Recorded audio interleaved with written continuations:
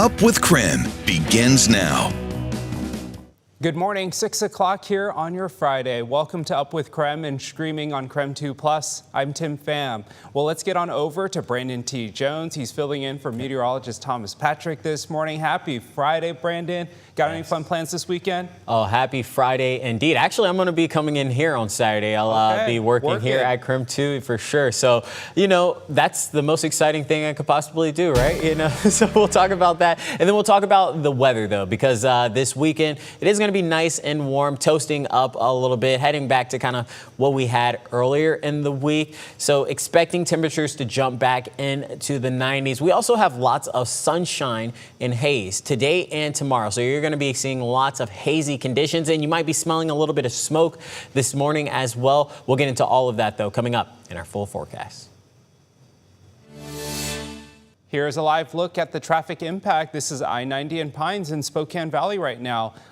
Traffic moving great here. No major issues to report at this hour. We are crash free. We'll keep a close eye on traffic throughout the morning. We'll let you know if there's any problem spots on your morning commute. On Up with KREM, we bring you weather and traffic together every 30 minutes. New Level 3 Go Now evacuations are in place for a growing wildfire in Lincoln County near Carp Lake. It's called the Western Pines Fire. So far, DNR says 3 cabins have burned, and it's likely someone started the fire. DNR says it's been burning since Wednesday afternoon, and it is now more than 4,000 acres. Here is the latest evacuation map for the Western Pines Fire. They say people who live in Green Canyon, Mill Canyon, Harker Canyon, Far Road, or Angel Spring Road must leave immediately. The Lincoln County Sheriff's Office is urging people to stay out of the area as crews try to create a fire line.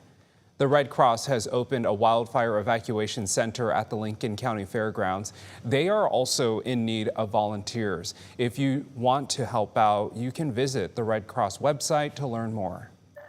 Firefighters are also battling the Hope Fire in Stevens County, just south of Northport. That fire has burned more than 5,600 acres and is 0% contained.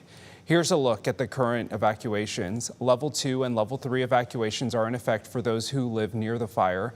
The Red Cross shelter is open behind Kettle Falls Middle School in the Blue Building. And take a look at some of these photos of the Hope Fire sent in to us. You can see that the fire is burning bright and crews working hard in some of these photos.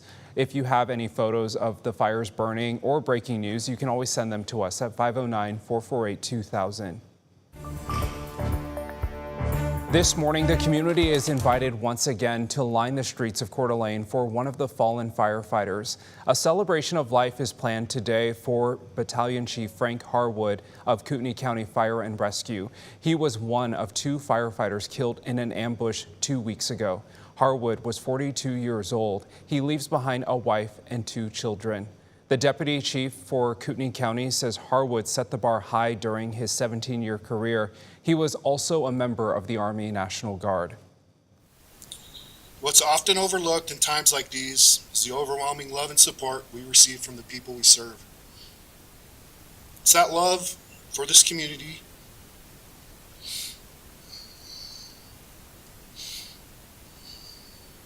that inspired Brother Morrison and Brother Harwood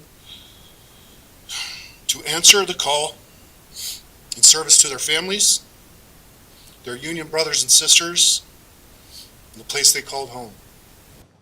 While today's ceremony is closed to the public, the community is invited to show their respect along a procession route this morning. It starts at 10 a.m. at the English Funeral Home. The procession will then head south on 3rd Street, east on Sherman, and south on Coeur d'Alene Lake Drive. From there, the road will be closed off to the public as the celebration of life is held at the Hagadone Event Center. Today's celebration of life follows another held yesterday for Coeur d'Alene firefighter John Morrison Jr. KREM 2's Regan Gallo shows us how he is being remembered. Many people took to the streets on Coeur d'Alene Lake Drive to say their final goodbyes to fallen Coeur d'Alene Fire Department Battalion Chief John Morrison Jr. What was an ambush attack on Canfield Mountain in Coeur d'Alene? Firefighters broadcast that they were being shot at on Canfield Mountain. Now has brought communities from across the country together. It's just heart-wrenching. You know, we're all breaking for the community, and it doesn't happen in Coeur d'Alene. Who are mourning the loss of Battalion Chiefs John Morrison Jr. and Frank Harwood, who were known for their servant hearts and dedication to their communities. The entire world took notice. You know, everyone knows that when they call for help, the firefighters are coming. And when you attack firefighters, it wounds the security blanket that every individual has that help is coming. Family, friends, supporters, and 2,000 firefighters from far and wide gathered in Coeur d'Alene to pay their respects to fallen Battalion Chief John Morrison Jr. I know the people of Idaho are strong, proud people, and they stick together. And in a wake of a tragedy like this, they've really rallied around the firefighters, and we appreciate that. You know, the firefighters are here. We took an oath to protect the public, and that's what we want to do. And the public recognizes when we're hurting, they're hurting, and they want to be part of and help us get through this tragedy. And several American flags flew high along the route to Morrison's celebration of life. It's an honor to be here. They stood for us, now we're going to stand for them. Signifying the sacrifice first responders make every day. He was a dedicated battalion chief for over 20 years. He served the city with pride.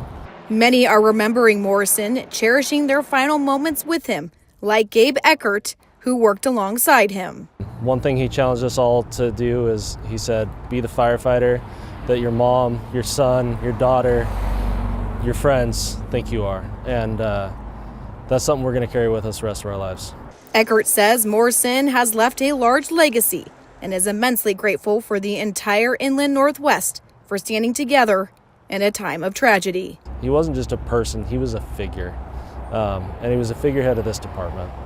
And he was my brother, and I'll remember him the rest of my life.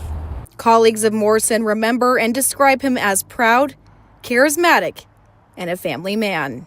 And as people honor fallen Battalion Chief John Morrison Jr., it is clear that there's still a lot of healing to do in North Idaho.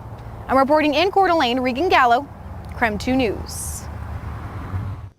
Funds have been set up for the families of all 3 firefighters killed or injured in the ambush. If you would like to donate, we do have more information on our website, krem.com.